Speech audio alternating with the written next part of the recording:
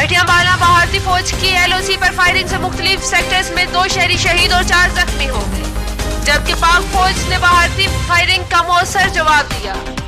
भारतीय फौज ने इतवार की दोपहर 2 बजे के करीब चुखोटी पांडो और खलाना के सेक्टर्स की सिविल आबादी पर बिलाख्तियार गोलाबारी की। फायरिंग से मुतअद्दिद मकानात, एक गाड़ी, एक एम्बुलेंस जुज़वी तौर पर तबाह हो गई।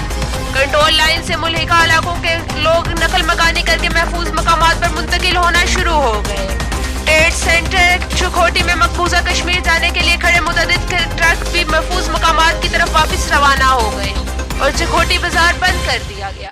पाक फौज की जानिब से भारतीय गोलाबारी का मौसर जवाब दिया जा रहा है, जबकि 2 तरफा फायरिंग से इलाके में खौफ और हरास पाया जाता है।